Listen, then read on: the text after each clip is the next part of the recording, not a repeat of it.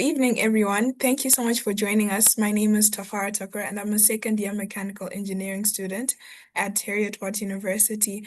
And I'll just give a bit of background about myself so you can get to know me more, like who I am. So I'm originally from Zimbabwe, and I'm the eldest of three children. And I come from a Christian family, and I went to an all-girls high school. So stepping into university, life abroad was completely on my own, and it was a huge difference because I don't think you really get well prepared to life abroad, and it was something that was definitely new to me. And when I made the decision to come to Malaysia, I'd never been here before. I didn't know anyone from here. I never knew of anyone who studied in Malaysia in my own circles or back home or relatives or anything like that. So in many ways, it felt like I was walking into the unknown and just diving right into the deep end. And I wasn't very confident about my decision at the beginning because it was one of those things where you're like, okay, it's either you take it or you don't. And I was afraid of getting it wrong, but now that I'm in this position and where I am, I realized that fear was also a sign that I was doing something new, something independent, and this was my first real step into adulthood. And as much as it's scary, there's also some excitement to it and learning to make decisions that I'm living in right now and a decision that is for me without pressure from family, friends, or society. It felt good. And for many parents, I know the idea of sending your child far from home, especially to a destination that may not be among the usual ones or the popular choices, may be scary. But I'm here to say that sometimes you don't expect the ones that you don't expect the decisions or the places you're sending off your children to be where they grow the most. And with that, I'd like to pass the floor to someone who's been a big part of my growth here at the university. And that's our provost and CEO, Professor Mushtaq Al-Atabi, who will be leading us into the heart of tonight's discussion, which is uncertainty when it comes to studying abroad. Yeah, thanks a lot, Tafara. And you have been a source of inspiration to me personally and to many of my colleagues, and also your colleagues as well.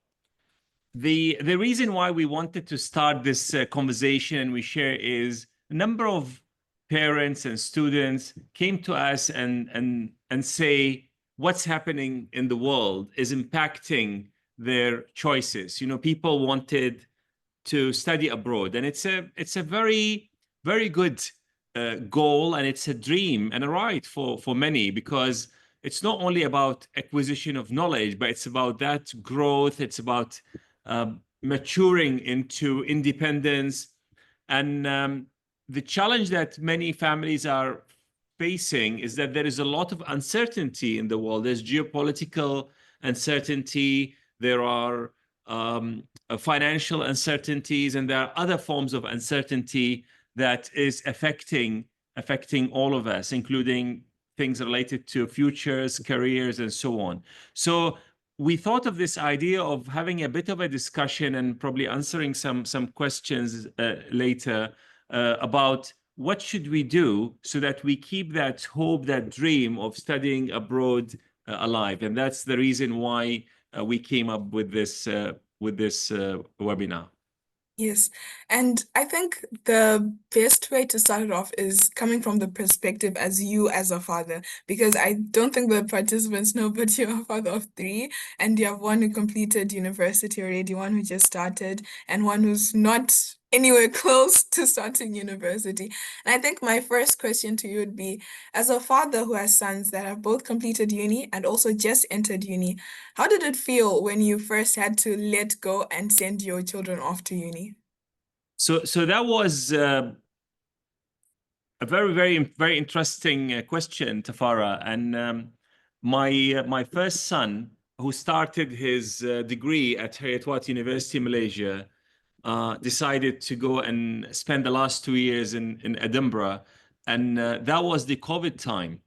And we literally back then, we needed an approval from the police to just drive from home to the airport, which was totally deserted with very few flights to take the few passengers who were leaving and coming back. And of course, my wife and I actually offered him to stay home. We tried to tell him, look, we will give you more money and we will buy you a car and things like that, all the normal stuff, because we thought when he goes to Edinburgh, he will have to stay in confined as well and do most of his work online anyway, because the world was not open. But he was very determined. But I still remember when I parked the car at the Kuala Lumpur International Airport.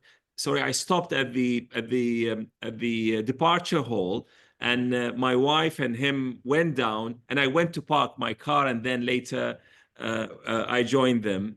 We sent them off and sent him off and all of that, took pictures and said our prayers.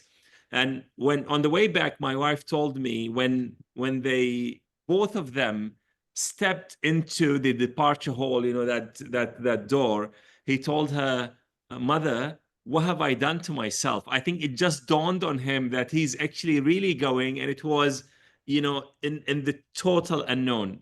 And of course, he arrived in Edinburgh. It took him, I don't know, 24 hours or so. He had to stop in somewhere in Europe and wait for 12 hours, and because the connections were not really good. But then he reached, and he needed first to get into into the human, sorry, the student accommodation that in the quarantine. And of course, over there, he got COVID, and he called us, and his mother was crying, and she's asking me to call some of my friends in the UK. So it was actually quite a growth process, I think, not only for him but for us, because when he was over there, in Malaysia, we are used to get healthcare very easily. Private healthcare here is very accessible and is very, very affordable as well. But in the UK, he had to basically call the NHS, the National Health System, and the lines were overwhelmed. And I called some friends, and I said, what advice you give him? They say, just call the NHS. As I said, please call this number. He said, Dad, I was on this line I'm holding for 42 minutes. Nobody picked up, because of course there are more more urgent cases. So that was our experience. But I see all of that in a very positive light. He has grown a great deal, and he's a very confident young person now. He came back to Malaysia, getting a great job with a very big insurance company. And as we speak, he's actually in Bali. He's with he's with his friends on holiday. That's nice. Okay, so considering the whole uh challenge you guys were facing with COVID, and that's pretty scary because with all the cases, you don't know whether he's gonna survive it or not. And thank God he did. What was your way of coping with it? Like, how did you guys deal with it? Because, okay, I do understand that you guys got in touch with other people, but as a family, how did you deal with that on your own? Well, I mean, my wife literally cried her eyes out for probably a week. Every time I say, "How are you?" she just cries, and she because this is our eldest son. Mm. But eventually, we know that he went to Harriet Watt, which is a university that is very well equipped. There are people who support and take care of them and provide them food and all of that. And it's a campus university, so he was on campus and accommodation on campus, extremely safe. And also we contacted some of our friends over there who went in, and even went there, gave him some medicine, say hello to him. So I think at the end of the day, it's the support that you have, And the fact that we knew if we want to bring him back, we could just bring him back. So it's the flexibility that is all available. So it worked out eventually, and he was not alone. There are many students from Malaysia, but also from other parts of the world who came together. So it was a collective experience, and it was a good experience, and eventually in its totality. Right. Okay, so moving on from that. Okay, before he went to uni, even with your second son, I want to know what were some concerns or questions as a parent that you had or have when deciding what they're gonna study and where they're gonna do it, their Well, studies. well, these are multiple questions, and of course as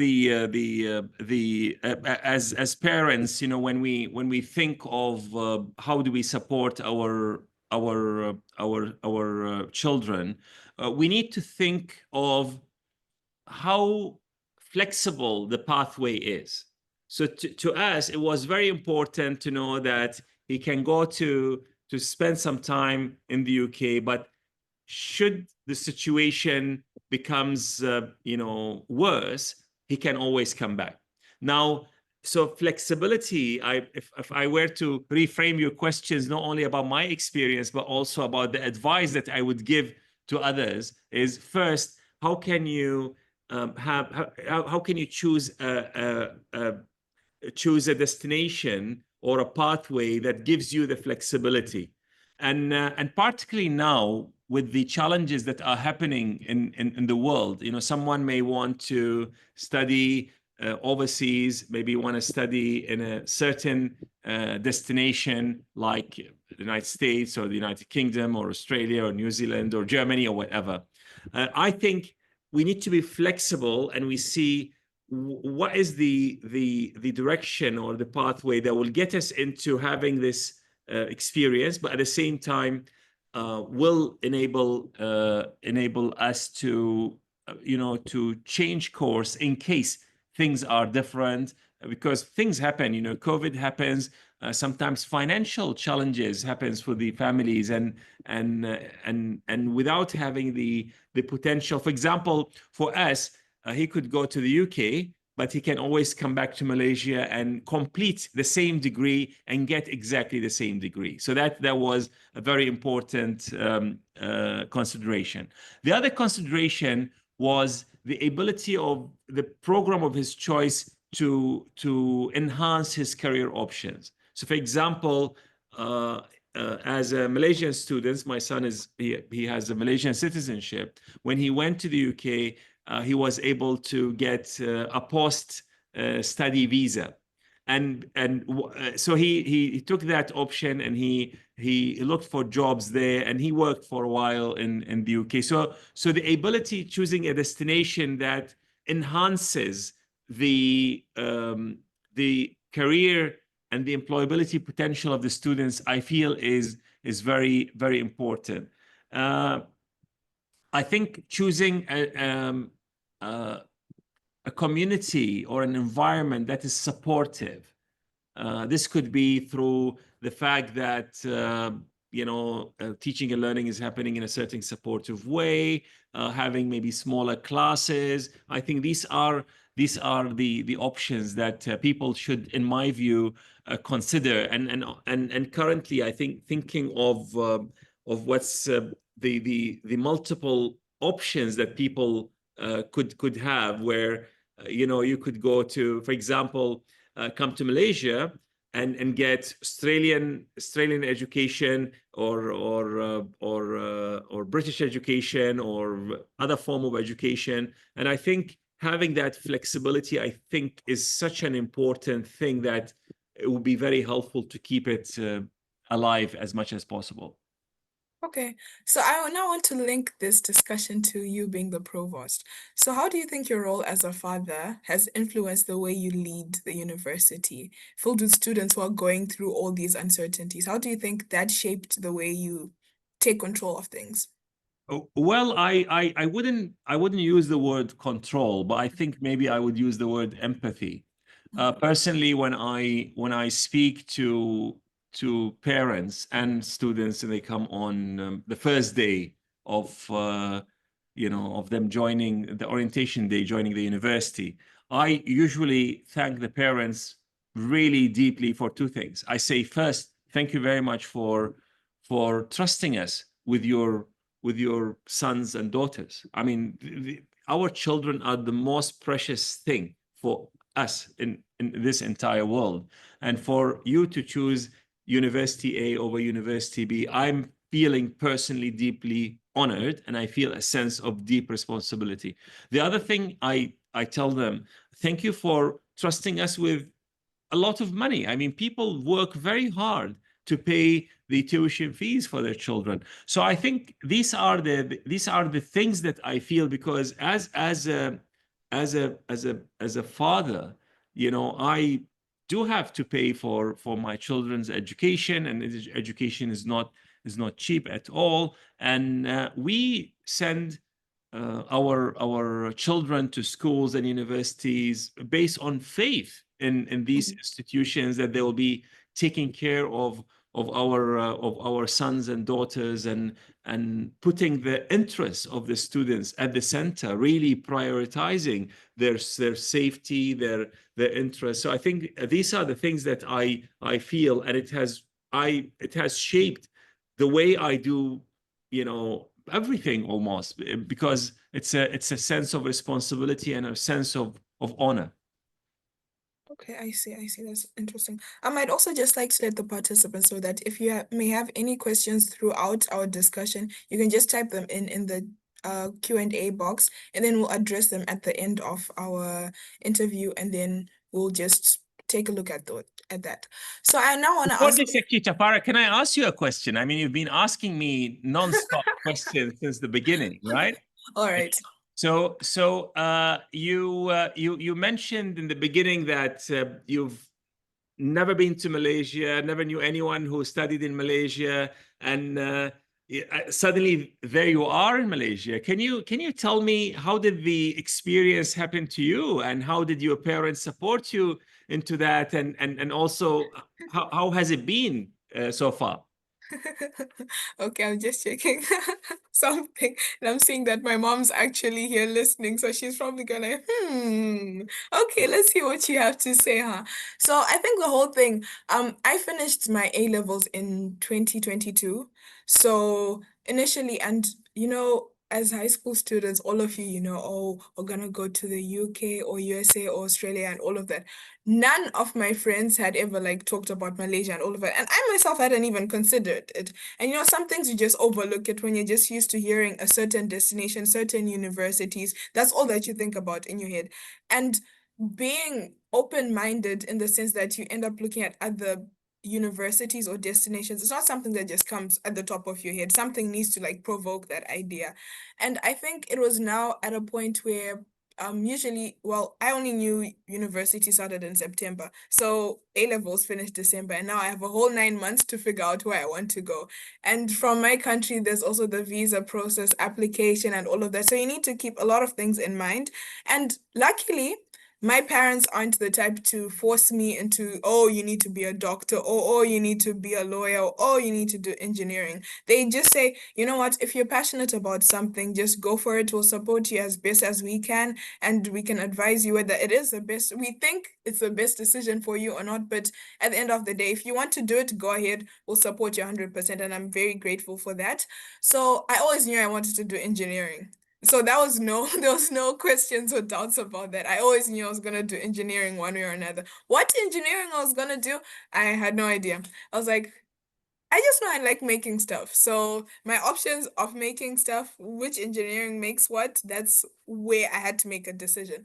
But then when it comes to where I wanted to go, of course, you'd say that initially I wanted to go to Canada. All my life I was like, I'm definitely gonna go to Canada.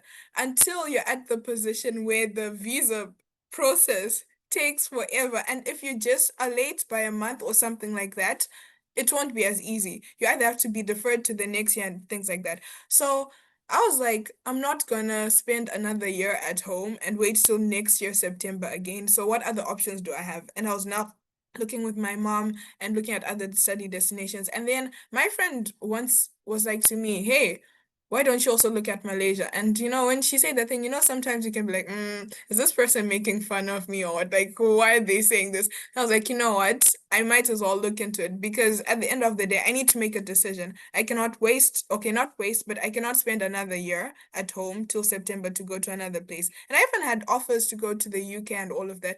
But then I started looking into Malaysia and the universities here. And then when I got to Harriet, what the one thing that sold me was that after 4 years, I end up with a master's. And that was something that I didn't know of or had seen any other university with, because with engineering, you either do it for 4 years or 5 years and you still end up with a bachelor's. So when I saw that master's thing, it just took me and I started looking more into it and researching about the uni and even seeing the pictures of how beautiful our campus is, in particular our campus. I think of all the other campuses, our campus is the best in terms of views and all of that. And I also saw like with the global education program, like you were saying that your son also transferred to go to the Edinburgh campus and all of that. And I'm like, wow, this is actually good. It seems promising. If I don't like Malaysia in the eventually that I do not like it, I can always just transfer to a different campus. And I'm also graduating with a British degree. So I'm in a win-win-win situation. And it's more towards affordable than going to study in the Western countries. So it was just like adding on to the pluses and pluses and pluses. And I think one thing that provoked, if I want to say provoked my curiosity, was, I'm gonna tell you this and you may be surprised by it because I don't think I ever told you, but the impact course. I think one thing that us children are afraid of, especially me, is isn't I say that I'm the eldest child. So you have certain responsibilities or expectations you may feel that you have. So I had to, when I was making the decision, my mom was like, it's completely up to you. And I was shocked because I thought that she'd be like, no, you know what? You're supposed to do this or you're supposed to do that. And when she said it's all up to you, I was like, I felt like I was thrown into the deep end where I had to make the decision. I'm like, is this a test to see whether I'm gonna make an informed decision or not? And then I felt like I really had to make a decision. And I started thinking about my life before that, and I'm like, all the decisions I made before, were they my own personal decisions or they were decisions that my parents thought were best for me? And I came to a conclusion that going to university or making a decision to go to university, you really need to know who you are as a person and what purpose you have in life. So when I saw the impact program thing and the small description about finding a purpose, I was like, what is my person, my purpose? Who do I actually think I am? Because I think at some point when you leave home, you're gonna have, I'll tell students, if there's any students in the participants right now, you'll have a certain identity crisis. You start thinking, what do I actually like? Because your friends are not here, people you've been with for 12 years or even 5 years plus, you're in a completely new environment. You start thinking, who am I as a person? What can I do? What do I like? And what interests me? You start finding out who you truly are. And that's why I think it's very important where you choose to have your higher education. Because if you're in an environment that you don't even know how to get adjusted to, or there's too many influences that are negative too, because you need to go somewhere where if you're gonna start making decisions for yourself for the first time, you need somewhere where you can see that, okay, the culture here is quite respectful and everything like that. Not somewhere where you go and then next thing you know, your parents don't even hear from you for the next 3 months. They're wondering, oh no, my child, what is she or he doing? What are they up to and all of that? Because you need to go somewhere where you have some self-control. You can make decisions that even if you make a mistake, it's not something where you're just like your whole life is now falling apart. So Malaysia, looking at it, it's a Muslim country as well. I'm like, okay. And I wasn't that exposed to Islam as I am now. And I see that it's a very respectful country. There's not too many bad things happening that parents are quite worried about. I haven't personally been exposed to anything negative in that manner. And I think it's very good. Whereas I'd say that as much as you can do anything you want, there's not this sense of, I'd phrase it as freedom that Western countries have, or this thing where anyone can do anything they want. No, it's not like that. You can't just do anything you want. You walk out into the streets and just start, I don't know what you'd be doing, but you can't do that. There's a sort of sense of respect that you have when you're here. And those are things that I was looking into and I was very interested in. And you don't want to go into a place where you end up losing yourself to your environment because there's a lot of cases where students will go abroad and then by the time they come back, you're like, why did we even send our children out? What was the point of it? So those were things that I was just looking into and it just interested in me. And I was like, you know what? Let me just take this decision and make it. And finding my purpose, I think Harriet Watt is the best place to do it because you have coaches and teachers, lecturers, like the whole environment, the space that you're in, it helps you realize who you truly are and the opportunities as well. Because when you're picking a university, you need to see what opportunities am I exposed to? What opportunities can I take control of? So having those opportunities given to me on a platter, I'm like, okay, I can at least try out so many things, like let's say clubs and all of that, and be exposed to those things so that I can really know that, yeah, this is my decision. This is who I want to be and who I'm happy with being. So that was my process when I was coming here. This is fascinating, Tafara, because I'm picking this. You said you are here to find yourself, and also you use the term not to lose yourself in Mm, the environment. And I think that between that finding and not losing is that big space of self-discovery and growth. And at the end of the day, I really like the process that you went through. So there's clarity of the ultimate goal. So you knew it's engineering. You wanted probably a degree that is of high quality. It's accredited. You wanted a degree that is your passport to the world. Because when you get a degree from certain, and maybe was one of the reasons why we go and do global education, is we wanted degrees that we could use not only in the country where the degree was awarded or in our home country, but mm, should life take us into other places, then these degrees are recognized and they are people know their value. But at the same time, we know that life is full of ups and downs. So the flexibility, the financial flexibility, the ability to move between campuses should you want, because you talked about that. You said, if I don't like Malaysia, I could always go to another campus. mm, So, and the affordability, and I think you talked about the safety. I think these are really what a parent is should think about. So it's such a matured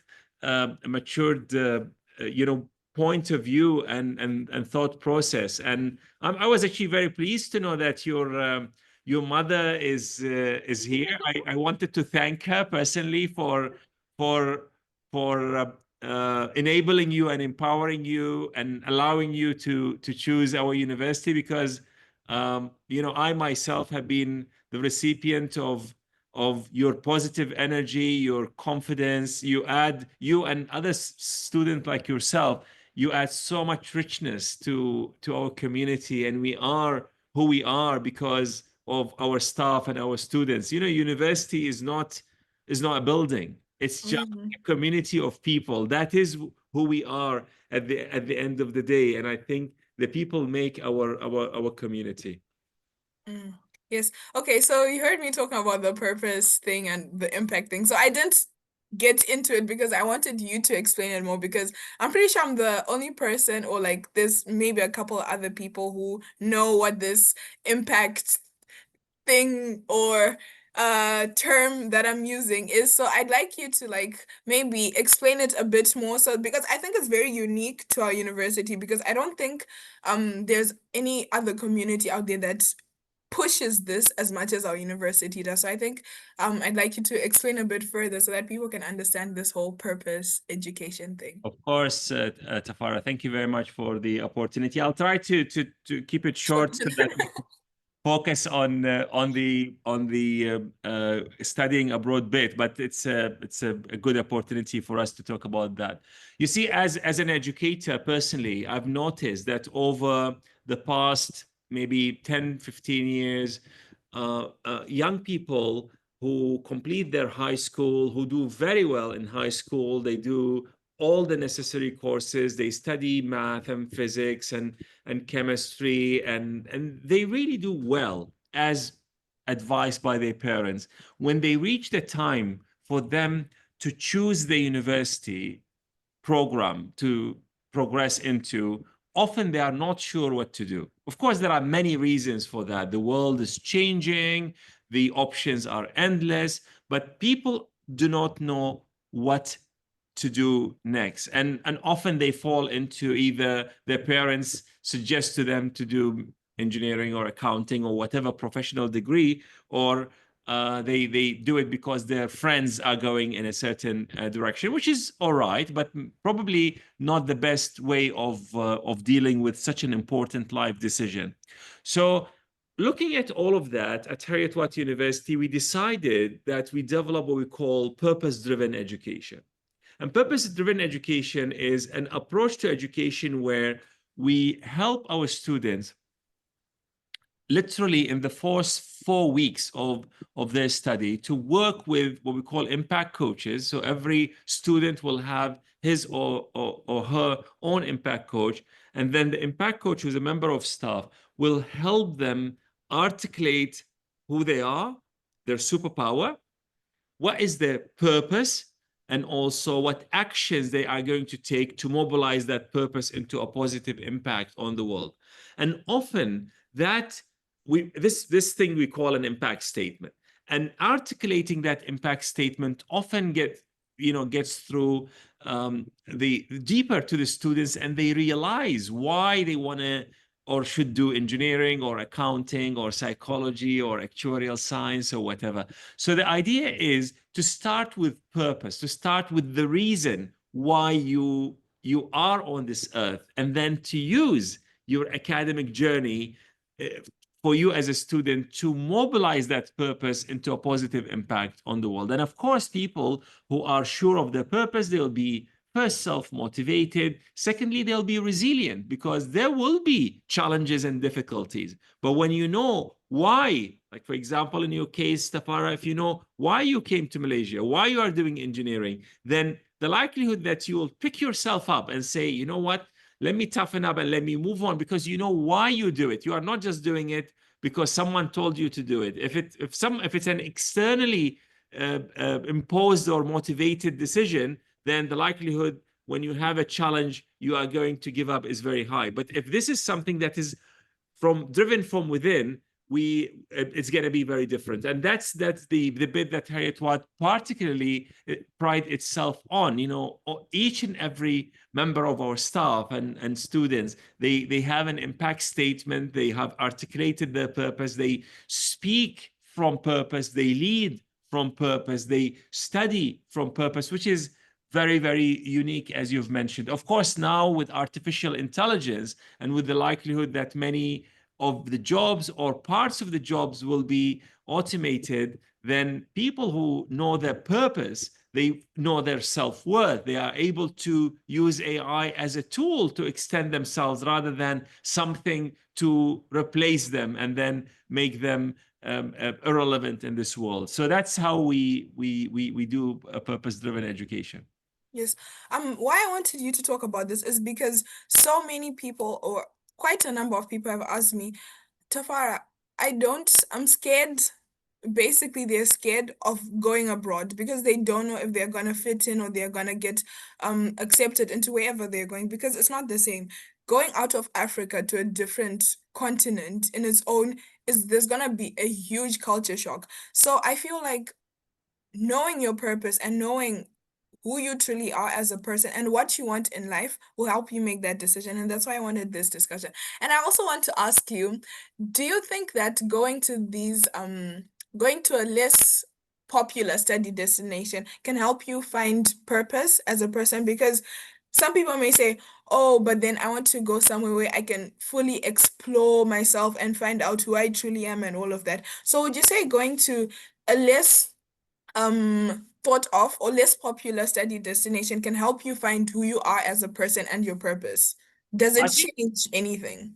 Well, I think you can find yourself almost anywhere, and I'm a bit struggling with where is a less popular destination? Because you see, when we choose, of course, you choose a country, and the country will have its characteristics. So countries will have a perception and a reality of how safe they are.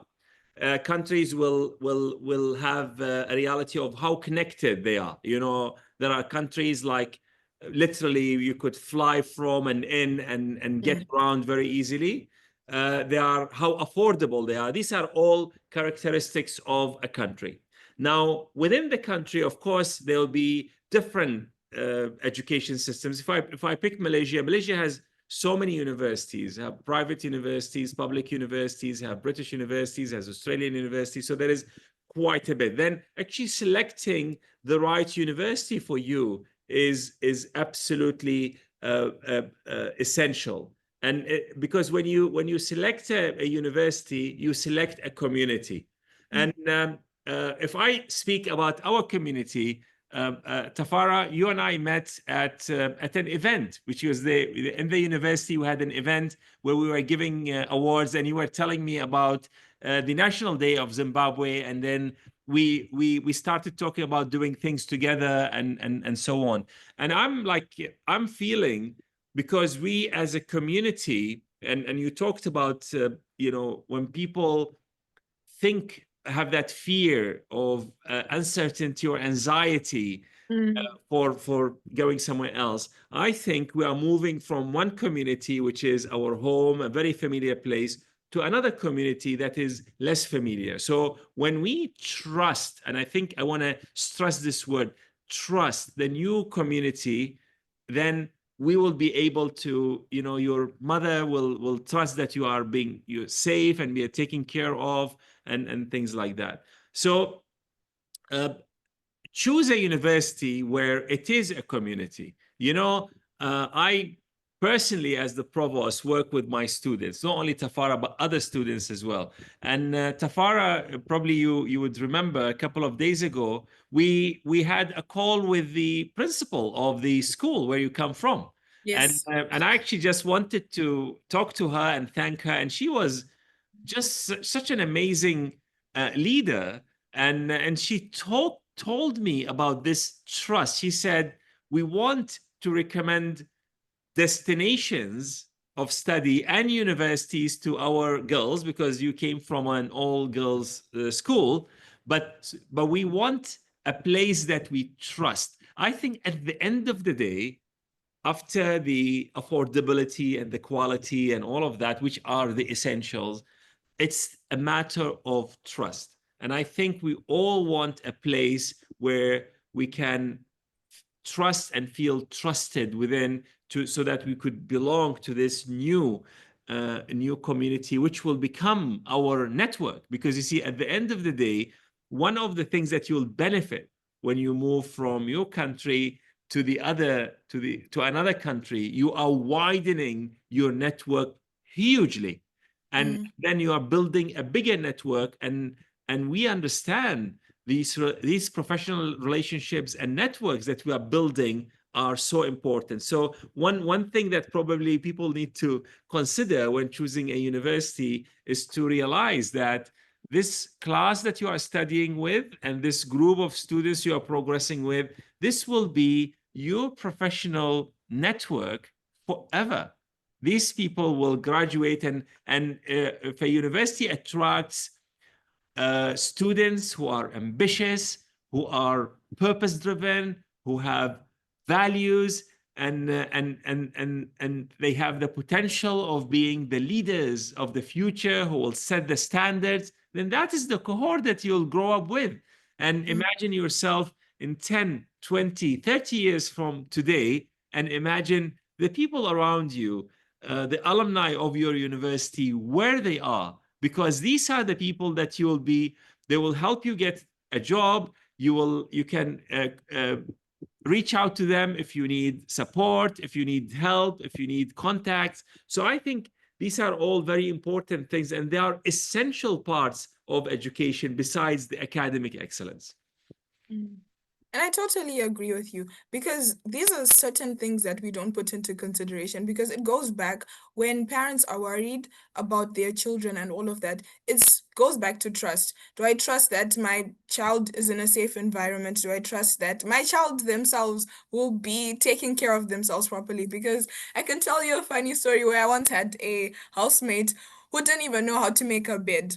She was like, my mom always did it for me. I was spoiled and I was this and that. So when a parent realizes that, wait a minute, Tafara doesn't know how to make their bed, they're gonna be worried who's gonna be cooking and who's gonna be doing all of that. So just goes back to trust and how best you know your child. And I want to ask you, what do you think parents are mainly concerned about when it comes to studying abroad? What do you think is the biggest concern that parents have? Well, I think there are a number of them, and I think and this is not in any order of importance, but I think there is, of course, financial concern Mm, because there are uncertainties for even the parents' jobs or investments. So people want to have a safe and flexible pathway to ensure that their children will be able to complete their studies with the least disruption, because you will never know what's going to happen within 4 years. I think that would be one of the concerns that they always tell me about. The second concern would always be, would my child, after they complete their degree, would they be able to get a job? So mm, almost a return on investment kind of thing. So this is the another concern that they have. Of course, concerns around safety and trust. These are always things, but probably we deal with that immediately. You go to a place and you feel you either belong or you don't, and then you make decisions. But these are also very important parts. So people will want flexibility, I feel. mhm, So sometimes to have to choose a pathway that is you can't make any sort of wiggle room for, you don't have a wiggle room for change, is not very desirable. So these are actually the main things and also that, as you said, that the environment will help take care of my child. So I think these are, I believe, the main things that parents would have. all right. So when it comes to the issue about financial challenges and all of that, what could you tell a parent when it comes to those issues? Because those are real issues, and some parents won't even take their students abroad because of the financial aspect of things or because of other challenges they may have. So what advice can you give them when it comes to the financial aspect of things? Yeah, so I think, Tafari, you're right. These are real challenges, and if the financial resources are not available, and the students were unable to get access to, let's say, a scholarship, whether from the university or from the country of origin, Mhm. if they tried and they couldn't get it, the financial resources are not available, then it is a real challenge. So what we can do is, first of all, if the financial resources is available, then I think I would invite parents to see this as an investment rather than an expense. Because, Mm, yeah, so that's very important to think about. And also sometimes if they are unable to, themselves as parents and their children are very interested in spending some time out of their country, and they don't have the access to doing that, to do maybe a bit of a short study abroad period, or a student exchange or something like that. So, for example, at Harriet Watt University in Malaysia, of course, the fees in Malaysia and the living expenses is much cheaper than our campus in the UK. The standard is exactly the same. We have the same examinations, the same teaching material, the same operational sort of methodology. So everything is the same. But because of it's a different country, so so fees are different and the cost of living is different. So we've introduced something, we call it the 2-week study trip, where Mhm. our students could actually go to the UK to spend 2 weeks. We picked January for two reasons. First, the rent there is cheaper, but because it's cold and potentially it may snow, our students love it because they want to play with the snow and they take some pictures with that. So that's one way to have that exposure if Mhm. someone may not have the financial resources. But at the end of the day, it is a real challenge, and I can't underplay it. Mm. Okay, so I want to ask you, how do you think parents can support their children when what well support their children going through like educational transitions in these uncertain times? Because with so many things going on, how would a parent like be there for their child? Well, I think they need to be there in the way that is meaningful between them and their children. You know, some have continuous, contacts, phone calls. Be there to listen to them because, again, no matter what, my son is in a different country. For your mother, you are in a different country on a different time zone, and you are on your own. I think keeping the channels open. So, for example, I told my son, you can talk to me about anything. I will not judge you. So if you need anything, if you are in a trouble, please don't keep it for yourself. Mhm. You can talk to me. And these things work because there was something, and he actually said, do you remember when you said I can't talk to you about anything? This is the moment that I want to talk to you about something. I say, of course. Yeah. So I think these are very important. The other thing that I invite parents to do is to really never to underplay or underestimate the challenge that young people are facing. you know there are mental health challenges. These are real. We need to really accept that they are having a challenge. People of my generation, Tafara, and probably you when you become my age, this is a human thing. We have this tendency to talk to our children and say, when I was your age, the world was so difficult and there was no internet and you guys have it all. How lucky you are. You just can't understand how lucky you are. You young people are like that. You are the luckiest generation. You are lucky, but I think your generation has new challenges that my generation did not have. And I think we need to recognize that. This is so important. And I keep on reminding myself that my children and my students, yes, of course, they have social media and phones and air-conditioned rooms and very comfortable life, but they also have new challenges that they need to deal with. And I think parents, when they remember that every generation have their struggle and accept that really deeply, I think that will be very helpful as well. Mhm. Okay, so what about students who are now starting to travel abroad by themselves, alone with no one accompanying them? What advice could you give to Tafara who's going to Malaysia for the first time, never been there, anything like that? What would you tell me? So I think first, plan well. Secondly, do your research so that you know where you are going, and how are you going to take care of yourself.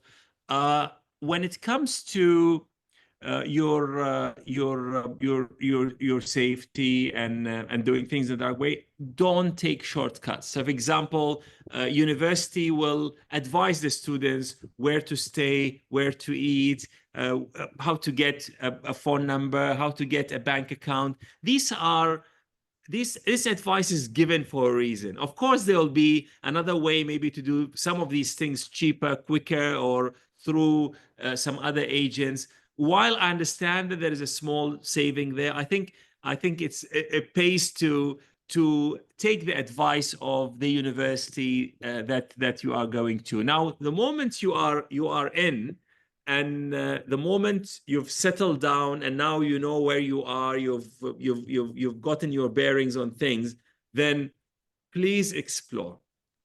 If Mhm. you can learn another language, learn another language.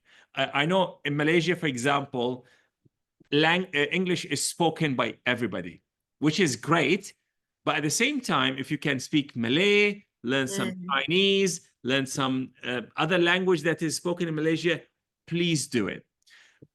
Remember, you are not here just to acquire knowledge. Because if it's all about knowledge, you should have stayed in Zimbabwe, saved tons of money, and get exactly the same or almost the same mechanical engineering capabilities. But you are here to explore new cultures, to volunteer, to be engaged with the issues and the challenges of the environment you are in, because that is how you become a global citizen. So do that. Of course, I would never forget to say, find your purpose, explore it, dig deeper, because when you are on your own, the challenge will help you find your strength.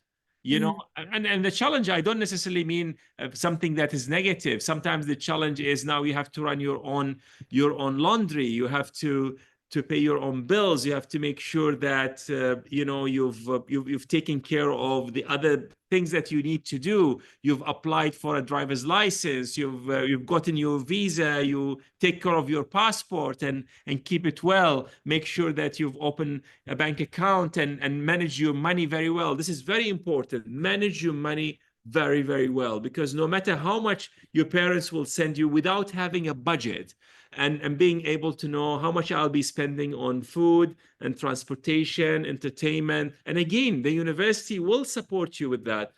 You could spend any amount of money, and then you will be by the end of the month stranded without money. So all of these things you can and should do, and they are actually very character building at the end of the day. Yes, and I agree with you. So my last question to you would be, what would you say to a parent who wants the best for their child, but is afraid of letting them study far from home? Well, I think if you can afford it, and then you pick the right destination, like we said, and again, the destination, I'm very biased towards Malaysia, because Malaysia is a beautiful country, is one of the most affordable global education destinations, and it has really top quality global universities of all of forms and shapes and sizes and locations. Then trust yourself, trust your children, and see this as a growth moment, not only for your child, but for you as well. Because I think this letting go is a process. And I think it helps not only our children, but it helps us grow and realize that they will be, you know, the world is their stage. And while we bring them to life, they have responsibilities not only towards themselves. I'm talking about the young people. They have responsibilities towards the world and the magic they have. And all of them are full of magic. The magic that they have does not only belong to us, does not only belong to our countries, it belongs to the world, because these are the kids who will, in 10, 15, 20 years, they will resolve the geopolitical conflicts that we have. They will resolve the environmental degradation that we have. They will help us become a more equitable, a more sustainable society. So I think my advice is just trust the process, trust yourself, trust your child, and enjoy the whole thing. All right, thank you so much, Professor Mustak. And I really do agree with the whole trusting thing because it just goes back to let them learn. It's just like the butterfly thing. If you see it in its cocoon, don't help rip it apart. Let it get out of that struggle will help mold it. So I think it's just trusting the process and letting it be like that. So thank you again, Professor Mushtaq, and thank you to everyone who stayed with us so far. And I just wanted to add, especially for the parents listening, one of the best things you can do for your child before they go abroad is to not just pack their bags and, oh, have you gotten everything? Have you brought all the food from back home so you can not be homesick when you go there? But I think The best thing they can do is to prepare them emotionally and let them know that it's okay to feel lonely sometimes. It's okay to struggle to adjust in the beginning, and that asking for help is not a weakness. I like how you said that to your son. You told him that even if you go through something and you think I can't talk about it, just talk about it to me, because remember, you're in a foreign country. If something bad happens, your family needs to know, especially if you don't have any relatives nearby. Your family needs to know what's going on with you. So having that sort of communication is very key, and asking for help is not for weakness. It's actually wisdom, because you get to learn and grow from that. And emotional safety nets make a huge difference. So being there for your child is a big thing. And even the parents, even if you see Tafara is not going to respond for the next 2, 3 days, just keep pushing, because sometimes, I feel like we go through a space where we're like, okay, I'm just figuring things out on my own. So knowing that my family is there emotionally to support me, whether I do reach out or not, is a very key thing that needs to be formed before leaving. Even after leaving, is still okay. And as someone who had to learn how to navigate in a new country and new systems and new people with a family, I'd say the most valuable skill is not just independence, but self-compassion. Learning how to balance responsibility with patience for yourself is key. So you really need to know how to be kind to yourself and be there for yourself. And also, now I want to talk to the students who may be listening. You don't have to have everything figured out right away. Your journey is valid. Um, it starts out rocky. It may start out rocky. You may not find your foot and all of that, but just stay open, stay curious, and find people who support your growth. Farah, we have a hands up and we have a question. So let's try to entertain that before we end. Oh yeah, yes, I was going to open up the discussion. Oh, yes, yeah, yeah. Okay, but yeah, I guess yeah, we can just open up the floor. If you do have questions, you can put them in the Q&A, or you can raise up your hand so that we can let you speak if you don't want to type it out. And I think Sandra raised her hand and now she put it it's down. off. Okay, so she can just put her hand back up, but there's one in the chat box that says okay, raised again. Let me Allow her um to talk. yes. Uh there we go. You can speak now. You can unmute yourself and speak. Hello, Yes. can you hear me? Yes, we Can you can. hear me? Yes, we Tafara? can. Okay, good afternoon. Hi, Provost, Sister Farah's mom. Wow. So, yes, thank you for this wonderful discussion. I think it gives me rest. Most of the things you guys discussed, but sometimes it's not so easy to let your child go, especially the fact that she'll be your first child. She's going to a new place. I didn't even know Malaysia. I've never been there. But the fact that what reassures me is what you guys have discussed, because supporting a child who's so far away is not easy. I think she mentioned it that if I go quiet for 2, 3 days, I'll be fine. But just the fact that we are here and she's far away um, is not easy. But whatever dreams she wants to pursue, I think as parents, we're encouraged to support our children, but to also make the children see what real life is all about. It's not easy. But hey, thank you so much for supporting Tafara, and we're looking forward to more and more experiences from her. But I would also want to know what has been her major highlight in all this journey that she has traveled in the past year.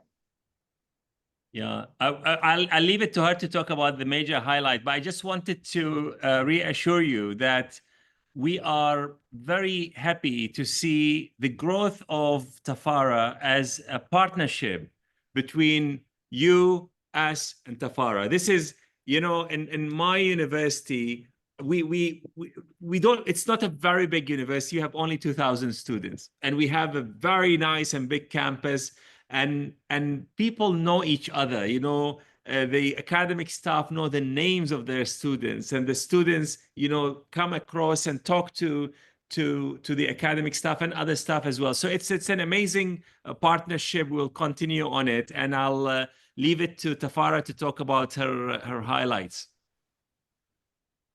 Yeah, that puts me on the spot a bit, but I think my biggest highlight, I think, for the past year, that and my experiences that I've been, I think learning to make my own decisions and being okay with making decisions. Because there are times I've never been one to make decisions. I just know that, okay, I'm just gonna do this and this and that. Everything is laid out and I just need to follow and execute. That's all I need to do. So being in a position where now you're being trusted enough to know what's best for yourself and make that decision, I think that's the biggest thing that I learned and that I appreciate. So being in an environment where I can learn how to make a right decision, and even if I don't make the right decision, being okay with whatever I'll have to face after making the decision. So, another question we have in the chat box is from Dr. Salah Khalil, and he says, from our previous talks and chats, I had the chance to exchange great ideas and thoughts about this with you. So you already know that I'm interested in understanding more about whether purpose-driven education, as it has been successfully implemented in Malaysia, could also be applied in other contexts, specifically in Middle Eastern communities. In your view, is it possible to adopt the same structure and approach in the Middle East, or would significant adaptations be necessary to align with local cultural and educational environments? I'd greatly appreciate your insights on this. Fantastic. And thanks, Dr. Salah, for the amazing question. In my view, the principles of purpose-driven education are absolutely universal. So they are very simple. Purpose-driven education is an approach to education that focuses on three main things. The first is academic excellence. The second is building character. And the third one is building resilience and well-being. And I think all of them agreed upon by every culture, every religion. We want it all for our children.